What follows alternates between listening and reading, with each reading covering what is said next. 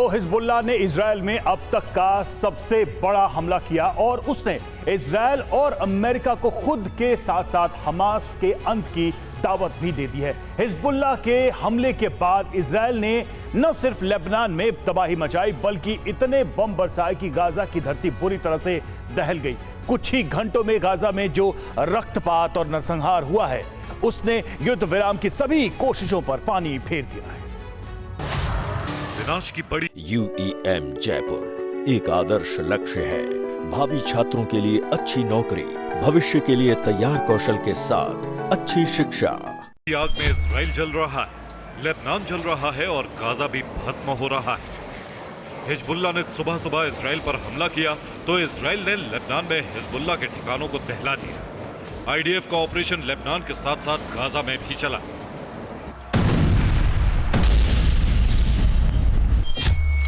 पहला विस्फोट,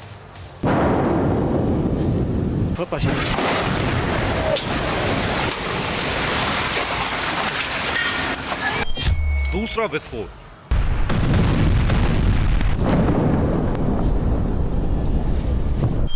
तीसरा विस्फोट,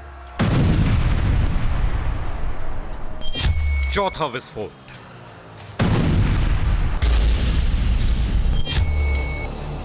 राफा से लेकर खान यूनिस और वेस्ट बैंक तक इजरायली एयरफोर्स ने इसी तरह एक के बाद एक कई धमाके किए। जिस वक्त इजराइल और हिजबुल्लाह में अब तक की सबसे बड़ी जंग छिड़ी हुई थी, उसी वक्त गाजा की धरती शमशान बनती जा रही है।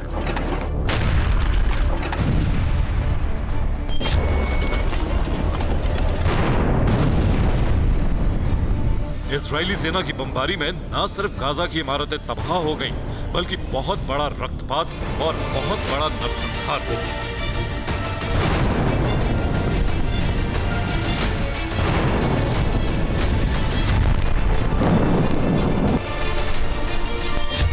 सेंट्रल गाजा के दायर अल बलहा में IDF के लड़ाकू विमानों ने भीषण बमबारी की।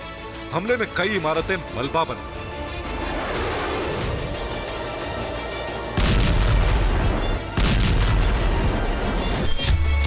खान यूनिस में इजराइल के हवाई हमले में एक साथ 13 लोग मारे गए। उत्तरी गाजा में इजराइल ने हमास से जुड़ी 3 इमारतों को तबाह करने का दावा किया। या अल्लाह! हिजबुल्लाह के हमलों से बौखलाई इजरायली सेना ने गाजा के साथ साथ वेस्ट बैंक में भी हमले तेज कर दिए।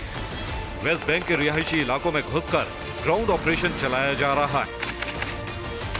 गाजा में विनाश का नया दौर उस वक्त शुरू हो गया है जब युद्ध विराम को लेकर हमास और इजराइल के प्रतिनिधियों के बीच मीटिंग हो रही है।